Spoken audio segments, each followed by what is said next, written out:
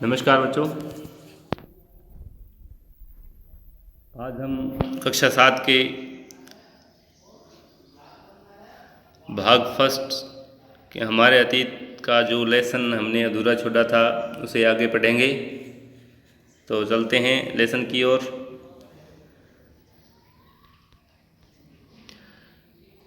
तो यहाँ पर हमने अपना लेसन छोड़ा था, आगे बढ़ेंगे। इतिहासकार और उनके स्रोत। इतिहासकार किस युग का अध्ययन करते हैं और उनकी खोज की प्रकृति क्या है, इसे देखते हुए वे अलग अलग तरह के स्रोतों का सहारा लेते थे। उदाहरण के लिए पिछले साल आपने गुप्त वंश के शासकों और हर्षवर्धन के बारे में पढ़ा। इस पुस्तक में हम मोटे तौर पर 700 से 1750 ईस्वी तक लगभग 1000 वर्षों के बारे में पढ़ेंगे। तो 1000 वर्ष का जो इतिहास है, जिसमें राजाओं, महाराजाओं, शिलालेखों, स्थापत्य कला आदि के बारे में इस किताब में हम पढ़ेंगे। इस काल के अध्ययन के इतिहास के लिए इतिहासकार जिन स्रोतों का प्रयोग करते हैं उनमें आपको बहुत सी बातें ऐसी मिलेंगी जो पिछले युग में वैसे ही चली आ रही हैं। इतिहासकार इस काल में के बारे में सूचना इकट्ठी करने के लिए अभी भी सिक्कों, शिलालेखों, स्थापत्य यानी भवन निर्माण कला तथा लिखित सामग्री पर निर्भर करते हैं, पर कुछ बातें पहले से काफ़ी भिन्न भी हैं। इस युग में प्रमाणिक लिखित सामग्री की संख्या और विविधता आश्चर्यजनक रूप में बढ़ गई है। इसके आगे इतिहासकार सूचनाओं के दूसरे प्रकार के स्रोतों का इस्तेमाल धीरे धीरे कम करने लगे। तो ये देखिए कागज़ का मूल्य। तो कागज़ का मूल्य प्राचीन काल में कितना था और वर्तमान काल में कितना अधिक है या कितना कम है, इसके बारे में इस हेडिंग में हमने पढ़ेंगे। इन दो प्रसंगों की तुलना कीजिए। 13वीं सदी के मध्य में एक विद्वान को एक पुस्तक की प्रतिलिपि की जरूरत थी। प्रतिलिपि क्या होता है? फोटोकॉपी, या कि किसी भी लिखी हुई चीज़ को दूसरे पेज पर लिखना। उसके पास उतना कागज़ नहीं था, इसलिए उसने एक ऐसी पांडुलिपि को धो डाला जिसकी ज़रूरत उसे नहीं थी और उसके कागज़ को सुखाकर उसका इस्तेमाल कर लिया। तो प्राचीन जो 13वीं सदी थी उसमें कागज़ बहुत अधिक मूल्यवान था, इसलिए जो पुरानी चीज़ें हैं, पुरानी जो कागज़ थे पांडुलिपि के, वो धोकर उस पर दूसरी जो नई प्रतिलिपि थी या नई चीज़ लिखना चाहते थे वो उन्होंने लिखी। एक सदी बाद अगर आप बाज़ार से कोई खाद्य पदार्थ खरीदते तो हो सकता है कि आपकी किस्मत अच्छी होती और दुकानदार वह वस्तु कागज़ में लपेट कर देता। तो कागज़ कब अधिक महंगा था और कब आसानी से उपलब्ध था? 13वीं शताब्दी में या 14वीं शताब्दी में? तो इसमें हम अच्छी तरह से हमें पता चलता है कि जो कागज़ था वो प्राचीन एक सदी पहले बहुत महंगा था, बहुत मूल्यवान था, नहीं मिलता था। और आजकल या वर्तमान युग में कागज़ कितना मूल्यवान है या कितना रद्दी है, इस बारे में हमें पता चलता है।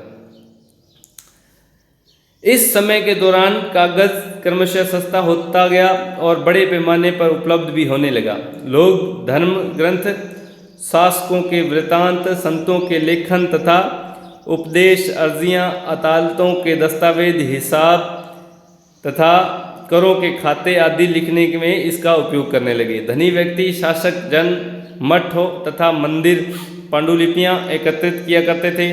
इन पांडुलिपियों को पुस्तकालय तथा अभिलेखागारों में रखा जाने लगा।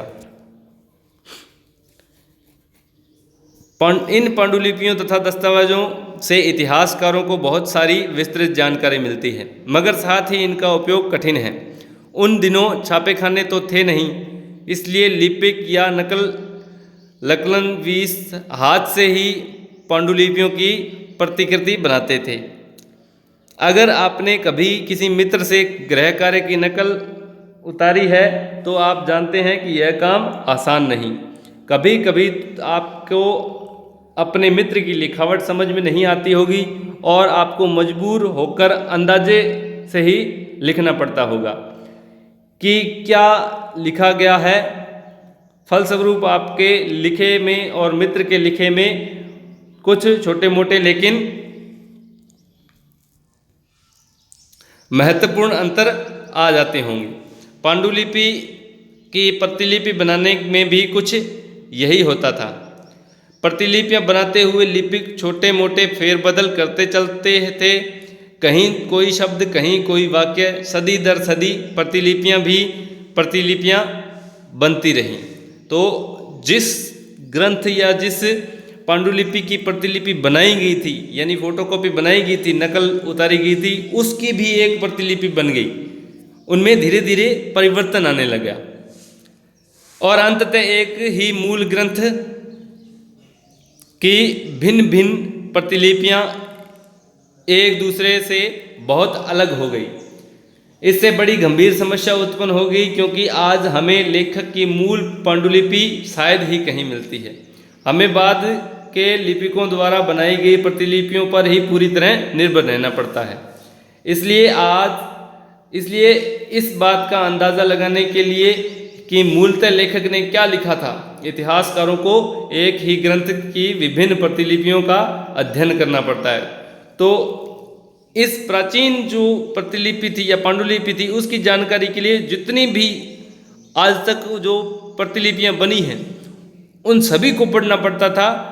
तब ये पता लगता था कि जो प्राचीन जो लेखक था जिसने पांडुलिपि तैयार की वो वास्तव में क्या थी और वर्तमान में और उस समय के जो पांडुलिपि थी उसमें कितना अंतर आया। कई बार लेखक समय समय पर अपने मूल वृत्तांत के में संशोधन करते रहते हैं। 14वीं शताब्दी के इतिहासकार जियाउद्दीन बर्नी ने अब भी अपनी वृत्तांत पहली बार 1356 में तो दूसरी बार इसके 2 वर्ष बाद लिखा था। दोनों में अंतर है, लेकिन 1971 तक इतिहासकारों को पहली बार वाले वृत्तांत की जानकारी ही नहीं थी। यह पुस्तकालयों के विशाल संग्रह में कहीं दबा पड़ा था। नए सामाजिक और राजनीतिक समूह। सन 700 से 1750 के बीच के 1000 वर्षों का अध्ययन इतिहासकारों के आगे भारी चुनौती रखता है। मुख्य रूप से इसलिए कि इस पूरे काल में बड़े पैमाने पर और अनेक तरह के परिवर्तन हुए।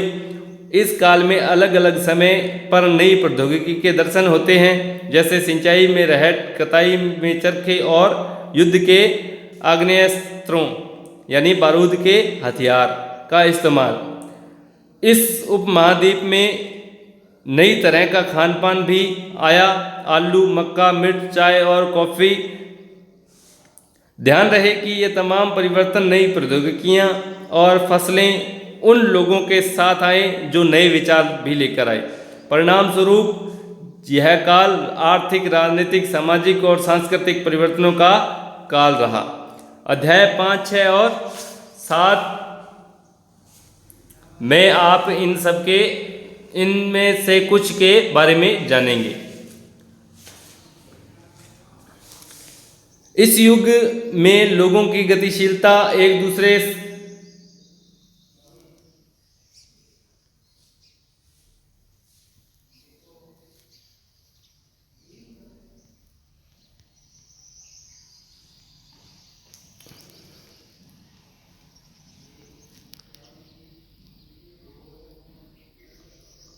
एक स्थान से दूसरे स्थान पर आना जाना भी बहुत बढ़ गया था।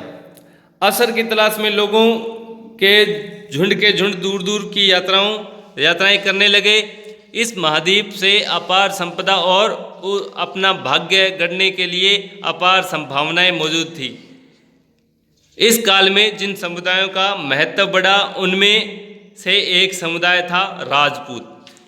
तो आज के लिए बच्चों इतना ही। आगे का लेसन कल पढ़ेंगे। धन्यवाद।